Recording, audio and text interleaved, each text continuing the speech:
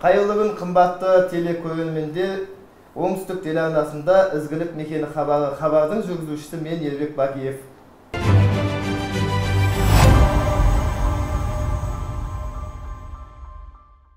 Бүгін бізде қонақта өнер саласының майталманы, Шаншар театрының әртісі, талантты Нұржан Құлшынбаев ағамыз келіп отыр. Нұржан аға, қош келдіңіз. Қош көрдік. Көңіл күйіңіз қалай? Жақсы. Мінекей жаздың жайма шуақ күнінде сізбен дидарласуға біз де қуанып отырмыз. Алғашқы сұрақты осы өзіңіздің өнерге келуіңізден бастасақ, өнер жолын таңдауыңызға не себеп болды? Әлде кімдер бағдар берді? Қалай келдіңіз жалпы? Енді өз жалпы маған дейінгі де, менің әкемде, анамда, жалпы біздің ата-әжелерімізде сол өнерпаздар болған. Атамның інісі айтыскер ақын болған, атамның өзі де өлең айтқан, әкем де өлең айтқан, жалпы қанымызда бар нәрсе. Одан кейін енді сол қандай бір нәрсе болғаннан кейін кішкентайымыздан әкем мені музыка мектебіне берді. Домбыра мектебін оқыдым бірінші. Одан кейін Баян қаласына түстім. Сонымен сол осы өнерге жалпы септігін тигізген ата-анам. Сол арқылы қаннан келген қасиетпен, ата-ананың қолдауымен жалпы өнер әлеміне қадам бастым дейсіз ғой. Осы енді біз бала жастан көріп өстік, Шаншар театрын көрдік, сіздің көптеген рөлдерді сомдап жүргеніңізді білеміз. Осы өзіңіздің жан дүниеңізге, тыныс табиғатыңызға жақын рөлдер қандай? Қай рөлдерді сомдағанды ұнатасыз? Енді мен көбінесе былай көрерменнің өзі де біледі. Мені көшеде көрген кезде әйтеуір әйсе ана әйелде ойнайтын, рөлінде ойнайтын жігіт емессің бе? Жаттап алғанда көбісі әйелдің рөлінде. Енді бұл жерде сол әйелдің рөлін ойнаған сәл кішкене жаныма жақын рөлдердің бірі сол әйелдің рөлін қиналмастан ойнай беремін. Еркін. Сосын кейін жаңағы масаңдау кісілердің рөлін масаңдау болып ойнайтын, сәл ноқалайлау адамдардың сондай бір күлкілі жағдайға душар бола беретін сондай бір адамдар болады ғой. Сондай бейнелерді сомдасам еш қиналмайын. Сіз қиналатын бейнелер қайсы? Енді мен әкімдердің де рөлін ойнаймын, патшалардың да рөлін ойнаймын, бастықтардың да рөлін. Солар енді кішкене бәрібір де қиындау. Енді рөл деген ол әлде ішіндегі қимылы қиын бола ма? Енді ол жерде сол кейіпкердің мінез құлқын беру, ол қиындау, оны жеткізу. Енді бұл актер деген жалпы мамандық өте бір былайша бір оңай көреді ғой негізінде. Сырттан сендер келесіңдер де 2 сағат сөйлейсіңдер де ақша тауып кете бересіңдер ғой дейді. Ал енді оның рөлде ойнау, оның дайындығы ол оңай нәрсе емес. Сол себептен маған кез келген рөл қиын болады. Бірақ жеңілі бар, ауыры бар. Меңгеріп кетуге болатыны бар. Болатыны бар. Жан басыңа дөп келетіні бар, дөп келмейтіні бар. Кейіпкер деп жатырмыз. Осы жалпы сізге қандай да бір бейнені сомдау тапсырма берілсе, соны сіз сахнаға алып шығып, көрерменге жеткізу үшін, жақсылап дайындық үшін қанша уақытыңызды бөлесіз? Енді бір алғашқы бір 10 күндей кішкене сөзбен сөз қайталап жүреміз да, одан кейін қалғанын біз сахнаға шығу арқылы оны дамытамыз. Ол жол жөнекей импровизация жасаймыз, сөздері қосылады басқада.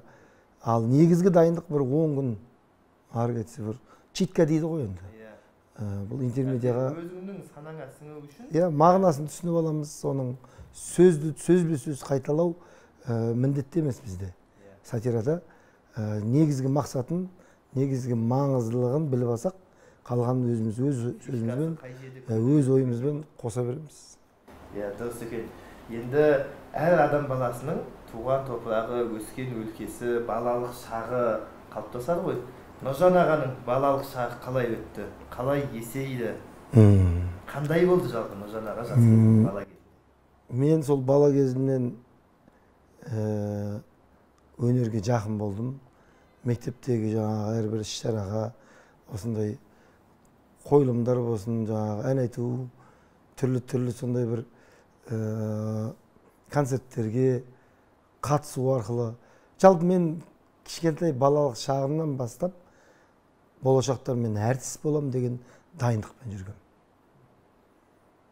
Бала болып та ойнадық, бала болып жүгірдік, бірақ өзімді сол кезден солай әртіс сезінетін. Соған бағыттадыңыз ғой, ішкі ойым, психологиям, мен болашақта әртіс болам деген. Көп таланттан өзіне солай жетелейді екен. Жаңағы қаншама сұхбаттарда, әңгімелер барысында естіп жатам. Мысалы, ақындардың өзі айнаға қарап өлең оқып тұрмын деп, сол секілді сіздің де әңгімеңіз содан төгіні, содан шыққан аңғарып отырмын. Енді өзіңіз ел білетін, ел сүйіп тамашалайтын Шаншар театрында сіздің қаншама қойылымдарыңызды көрдік. Осы театрға қалай келдіңіз?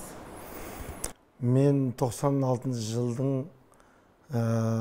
92-де оқуға түскем, музыкалық колледжге, саз колледж дейді қазір. Сол 96 жылы Шаншар театрының бір концертіне біз оның алдында трио болып өлең айтатынбыз, 3 жігіт болып. Сол Шаншар театрының желтоқсан айындағы жаңа жылдық концертіне 3 күн болды Шымкентте. Сол концертке біз қатыстық. Сол концерттен кейін 97 жылдың наурыз айынан бастап қабылдандық Шаншар театрына. Бүгінде, яғни 25 жылға жуық. 25 жыл. Сол елді аралап, республиканы тұтас, жаңағы бүткіл іс-шараларға, концерт бағдарламаларына қатысып, еңбек етіп келе жатсыз. Еткен еңбектің, төккен тердің жемісі ғой деп ойлаймын. Бүгінде Шаншар театры десе күллі қазақ тыңдап іздеп жатады. Енді Шаншар театрының өзге театрлардан айырмашылығы қандай? Және көптеген көрермендердің осы Шаншар театрын іздеп, концертіне барсаңыз билет табылмай толып жататынның сыры неде? Осы екеуіне бірден тоқталып өтсек. Негізі бұрын бізде жалпы Әзіл-Сақтан ата театр тамаша деген болған. Ол театрдың өзі қазақтың ең алғашқы негізі сатира театры Әзіл-Сақ. Сол тамаша болды. Енді ол революцияға дейінді театр болған бізде. Бізде Шаншар деген ру бар. Арғын деген ру бар, соның ішінде Қаракесек, оның ішінде Шаншар деген. Сол Шаншардың жігіттері, Шаншар руының жігіттері адаммен сөйлескен кезде шексілесін қатыратындай әңгіме айтатын болған. Сондықтан дала театры деп айтады енді олар. Ал енді одан кейін біздің осы еліміз, жалпы елде тамаша болып, алғашқы театр сол телевизиялық театр, одан кейін көрерменге көрсететін үлкен театр болды. Тамашаның, Бауыржан шоудың стильдері өзінше бөлек болды. Бауыржан шоудың шоу болды, ол да өзінше бөлек бір басқаша стильде шықты. Ал енді біздің Шаншардың ерекшелігі, Шаншардың өзгешелігі, біз кәдімгі ауылдың қарапайым тілімен шықтық. Кез келген қойылымымызды өзіміздің жалпақ тілмен сахналадық. Ал енді жалпақ тілді сахналағаннан кейін ол жалпақ тіл қарапайым халыққа тез жетеді, тез ұғады. Сондықтан деп ойлаймын, біз халықтың сүйіспеншілігіне айналдық, сүйіктісіне айналдық. Оның үстіне әріптестерім Нұржан Төлендиев, мықты әртістер шықты бізден де. Сол бәріміздің бірігіп, осы бір жалпақ тілмен кәдімгі көріп отқан адам өзінің бойынан өткен, басынан өткен оқиғасын сахнада көреді ғой. Біз тура солай жеткізіп тұрдық. Еріксіз күледі. Яғни Шаншар театрының өзі бұрынғы Шаншар руының айтып өткеніңіздей кездескен адам күліп отыратындай көңіл күй сыйлайтын мақсатта атауы да солай өзгерді. Елдің жүрегінде мәңгі қалатын ақиқат. Енді жаңа айтып жатырмыз өзіңіз айтқан Нұржан Төлендиев ағамызда мысалға сол Шаншардан түлеп ұшып Алдараспан театрын ашты. Сол секілді өзіңіздің бір жеке театр ашу, я болмаса бір жеке үлкен шығармашылық кеш өткізу жалпы жоспарда бар ма? Енді театр ашып кету ойымда жоқ. Себебі қазір театр ашылып көптеген театрлар ашылып жатыр. Бірақ енді ол театрда ішінде мәні бар, мағынасы бар мәні жоқ, мағынасы жоқ та театрлар бар. Театр ашу қазір қатты бір үлкен дүние емес. Ол кез келген адам аша алады, бірақ ол тез жабылып қалады. Ал енді оны ашқаннан кейін оны ұстап тұру, ол да бір үлкен өнер. Ал оған біздің жетістігіміз, оның біз күшіміз жете ме жетпей ме, біз білмейміз. Мен ашам деп аша алса, сәл көзге көрінеді, театр ашады екен деп қала салатындар бар. Менде ондай ой жоқ. Мен сол бір театрыммен ақ өсіп өніп жатырмын. Осымен ақ көгерейін, дарақ бір жерден көгереді деген сөз бар қазақта. Ал енді жеке творчестволық кешке келетін болсақ, оны да жасау ойымда жоқ. Ол енді баяғыда еді творчестволық кеш жасау. Баяғыда өзі сондай замандарда өзінің отчет есебінде. Ал біз әрбір қойылған дүниемді творчестволық кеш деп санаймын. Өйткені оның ішінде өзіңіз тікелей қатысасыз, жүресіз, еңбек етесіз, оның өзі өнер дейсіз ғой. Енді қазір мінекей өзіңіз осы театрдағы көрермен залында отырған көрерменмін деп елестетіп, осы бүгінгі көрермен театрдан іздеген тауып жатыр ма? Осы сұраққа бір жауап берсеңіз. Енді ол қазір жастардың не іздеп, өзіне не керек екенін біз білмейміз. Қазір барлығы театрдан гөрі әлеуметтік желіде отырады. YouTube көретіндердің бәрі сол жерде. Театрды сүйіп, келіп көретін жастар бар, бірақ аз. Олар келіп, көріп, сезім ананы көріп отырып, жылайтын дүниелер, көзіне жас еріксіз келетін драмалық, трагедиялық қойылымдар қоямыз біз. Комедия театр бола тұра. Шаншардан бөлек сатира театрында. Ал енді мынау әзіл-сықақ театрының концерттері болмағанда да өзі біраз болып қалды. Бірақ сұрап жатқандар өте көп. Біз көрейік, қашан шығарасыздар, неғып шығармай жатсыздар дейді. Ал енді олардың көрген кезде біз лажы болса соларға бір күлдіре отырып, бір тәрбиелік мәні бар, ой салып кететін, бір ой салатын нәрсе қойсақ дейміз.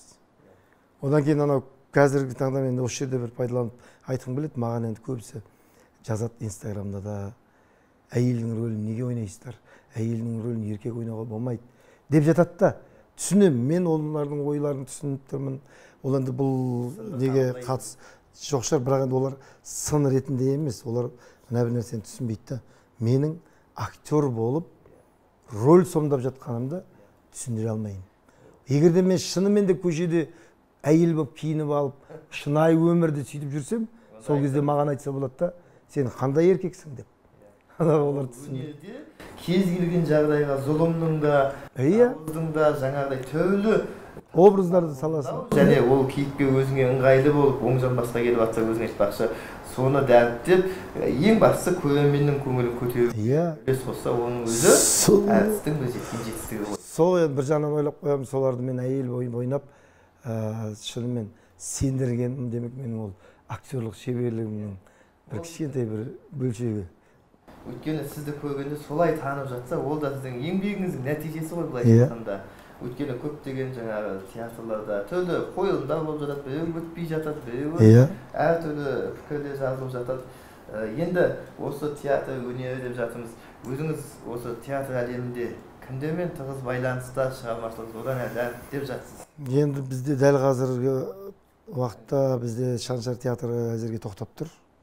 Кез келген театр тоқтап тұр ғой негізі. Тек мемлекеттік театрлар жұмыс істеп тұр, онда да жаңағы өзінің санитарлық талаптарына сәйкес жұмыс жасап жатыр. Қойылымдар болып жатыр арасында. Ал енді бірақ егер былай қарым-қатынасымыз бар, байланыстамыз, бірақ дәл қазіргі уақытта бірігіп жұмыс істеп жатқан жоқпыз. Біраз театрлармен байланысымыз бар енді, ол өзімізден шыққан Алдар Аспан, Шымкент шоу, сосын жаңағы Алматыдағы біраз театрлардың әртістері бар, Жанатбек, Бауыржан ағамен де, Бауыржан шоудың жетекшісі болған Ибрагим. Ол кісінің де біраз әңгімесін тыңдап, кейде отырып қаламыз, Астанада бір жолыққан кездерде, Нұр-Сұлтан қаласында. Өзінің сол театрдағы әңгімесін кәдімгі бізге сабақ сияқты өткізіп жібереді. Біз сол сәтті мастер-классын пайдаланып, тыңдап аламыз. Ол да жақсы. Енді мынау театр деп жатырмыз, өнер әлемі дейміз. Кейде өнер жолы ауыр жол деп жатады. Осы сізге ауыртпашылық салды ма? Енді ауыртпашылығы сол кейде жаңағы гастрольдерде жүрген кездерде жаңағы былай адам өзіне мамандығы сүйіп таңдаған болса, ол мамандық оған ауырлық әкелмейді деп ойлаймын.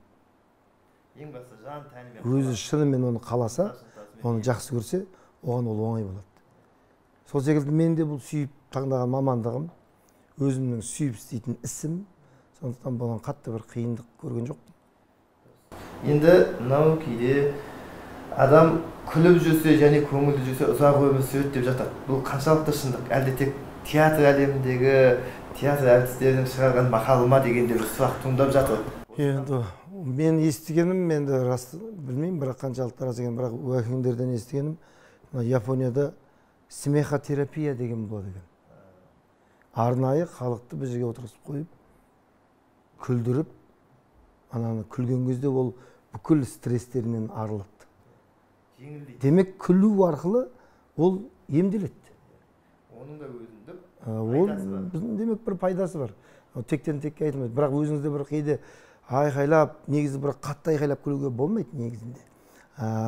Кейде бірақ өзімізбен өзім қалған кезде бірдеңеге күлген кезде бір жаның жадырап, денсаулығың жақсы болып қалады. Яғни бұның өзінің үлкен әсері бар. Иә, оның әсері бар. Яғни күлу арқылы адамның өмірі жасалады, одан шығатын қорытынды қымбатты көрермендер театрға келіп, көңілді көтеріңкі күйде жүріп, өзіңіздің өміріңізді өз қолыңызбен ұзартсаңыз болады деген сөз. Қымбатты көрермендер, біздің бүгін қонақта Құлшынбаев Нұржан ағамыз Шаншар театрының өнер саласына майталманы. Нұржан аға, мынау бізде қалада қызмет баспасында жарыққа шығып жатқан Ақылдым журналы. Осы журналдың ішінде ғибратты, өнегелі, даналыққа толы жас балалардың бойына жақсы қасиеттерді дарытатын журналды бізге демеушілерге таратып отыр. Осы Ақылдым журналды сізге табыстаймыз. Ой, бәрекелді. Жаз уақытында босқа уақытын өткізбес үшін қандай керемет. Рахмет. Баршаңызға. Рахмет. Қымбатты телекөрермендер, біз сіздермен қоштаспаймыз. Әрдайым қуанышты, көтеріңкі көңіл күйде ізгілік мекені хабарында кездесетін боламыз. Біздің бүгінгі хабарымыз Шымкент қалалық арнайы кітапханада түсірілгенін тағы да хабардар етеміз. Аман, сау болыңыздар.